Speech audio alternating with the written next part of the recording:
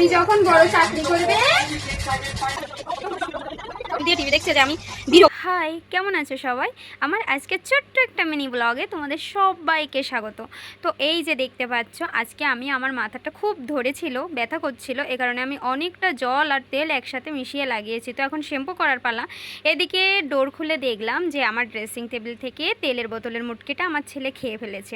তো কোনো ব্যাপার না, এখন আমি সুন্দর করে আমার চুলটা ওয়াশ করে এসে তারপর তোমাদের সাথে কথা বলবো। ও তার আগে আরও কিছু কাজ আছে, যেমন আমি বেডটা গুছাবো, প্লাস ঘর মুছবো, কারণ ঘরের ভিতরে ইদানিং আমার খুব চুলের প্রবলেম হচ্ছে, প্রচণ্ড চুল পড়ছে, সারা ঘর চুলে ভরপুর। তো দেখতেই পাচ্ছ, এই যে দেখো এখানেই কতখানি চুল পড়ে আছে, দেখো জাস্ট দেখো মাথার কি অবস্থা। আর এর ভিতরে সারাদিন তো বাবু খেলা করে। আর এখানে আবার তোমরা কেউ মনে করো না যে আমার চুল মনে হয় সারাদিন এরকম নোংরা ছোংরা করে রাখি, না, এরকম কোনো ব্যাপার নেই। আমি এখানে মেঝেতে বসে বসে আমার চুলটায় তেল দিয়েছিলাম, যার কারণে এখানে কিছুটা চুল পড়েছিল। তো যাই হোক, আমি এখন পরিষ্কার করে আমার ঘরটা মুছে নিব, যেহেতু বাচ্চা আছে আমার ঘরটা সবসময় পরিষ্কার রাখা খুব জরুরি। সম্পূর্ণ ঘর সুন্দর করে মুছে নেওয়ার পরে আমি চলে গেছিলাম স্নানে। সেখান থেকে আমি এই যে দেখো সুন্দর করে স্নান কমপ্লিট করে আমি রুমে চলে এলাম। তো দেখতেই পাচ্ছ, আমি তো আবার ময়শ্চারাইজার ছাড়া বেঁচে থাকতে পারি না। ময়শ্চারাইজার আমার জীবনে এমন ওতপ্রোতভাবে জড়িত যে আমি এটা না খেলে বেঁচে থাকবো না, আমি মারা যাবো, ঠিক আছে?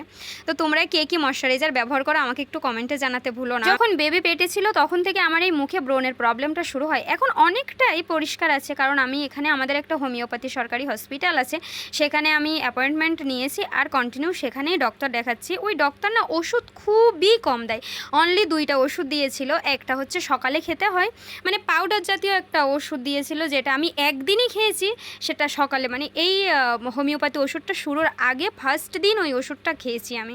তারপরের থেকে প্রতিদিন 3টা করে হোমিওপ্যাথি যে ছোটো মিষ্টি বড়িগুলো থাকে ওগুলো দিয়েছে। ওর ভিতরে কোনো ওয়াটার বা কিছুই আমি দেখি না, জানি না কী ওষুধ দিয়েছে। তো যাই হোক, আমি সেখান থেকে আমি মোটামুটি আমার ফেসটা অনেকটাই আগের থেকে ভালো আছে।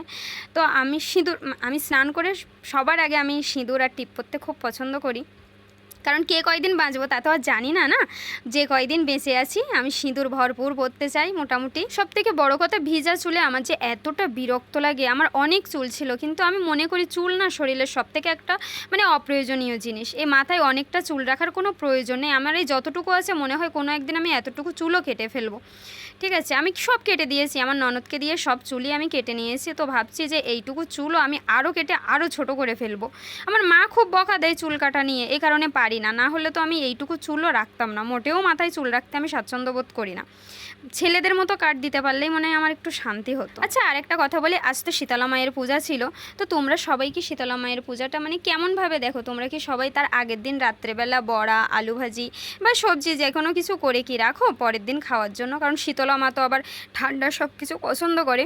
তো আমিও গতকালকে রাত্রে ভাত করে, একটা কাহিনী আছে, গতকালকে রাত্রের একটা কাহিনী আছে, এটা বলা যাবে না। গতকালকে রাত্রে আমি ভাত করে রেখেছিলাম, এ কারণে আমার এখন কোনো প্রবলেম নেই। ভাত করেছিলাম, আলু ভাজি করেছিলাম আর বড়া করেছিলাম। তো দেখতে পাচ্ছি আমি ঘর মুছে বেড ঝেড়ে পরিষ্কার করতে পারিনি, তার আগেই গাড়ি নিয়ে বেডের ওপর উঠে বসে আছে আমার পোকা। দেখতেই পাচ্ছ, কি করব বলো, একটাই রুম আর এর ভিতরে সারা দিন ওকে রাখতে হয়। তো দুষ্টুমি তো করবেই, ও বাচ্চারাই তো দুষ্টুমি করবে, বড়রা কি আর দুষ্টুমি করবে? তো সারাদিন ও এর ভিতরে এই করে। আমি যে সারাদিনে কতবার ঘর গুছাই তার কোনো ঠিক ঠিকানা নেই। দেখতেই পাচ্ছ যে সে কি অত্যাচার করছে। তো এখন আমি বাবুকে সেই পান্তা ভাত বললেও ভুল হয়, কারণ আমি ভাত রান্না করেছি প্রায় 3টার দিকে, ঠিক আমি ভাত বসিয়ে দিয়েছি উঠে। মানে ওই ভাতটা আমি জাস্ট জল দিয়ে ভিজিয়েছি সকালে, তারপরে ওদের খেতে দিয়েছি, ওর বাবাকে খাইয়ে দিয়েছি, ডিউটি চলে গেছে, আর বাবুকে এখন আমি খাওয়াবো।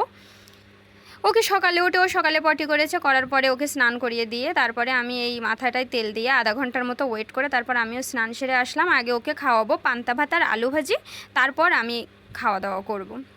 তো তোমরা কি অরান্দমে তোমরা কে কী খেলে বা তোমরা কেমনভাবে পূজাটাকে দেখো অবশ্যই আমাকে কমেন্টে জানাতে ভুলবে না। তো যাই হোক, তোমরা কি পান্তা ভাত আলু ভাজি এগুলো খেতে কি স্বাচ্ছন্দ্য বোধ করো? আমার কিন্তু বড়া দিয়ে পান্তা ভাত আলু ভাজি আর একটা ঝাল পোড়া হবে, জাস্ট জমে যাবে, জমে ক্ষীর হয়ে যাবে। আর আমার ছেলের খাওয়া দাওয়া নিয়ে ঠাকুর করে কোনো প্রবলেম নেই, ওর যে খাবার যেভাবেই দেই ও খেয়ে নিতে পারে। ওকে যখন খাওয়াচ্ছিলাম তখন টিভিতে ডলফিনের একটা গেম দেখছিল, তো আমাকে বারবার বলছিল যে মা আমিও যাব। আমি বলছিলাম যে বাবা তুমি যখন অনেক বড় হবে, তখন তুমি যখন ভালো একটা চাকরি করবে, তখন তোমাকে নিয়ে ওখানে যাব, তুমি আমাদের নিয়ে যাবে, আমি তোমাকে তো আর নিতে পারলাম না, তো তুমিই আমাকে নিয়ে যাবে।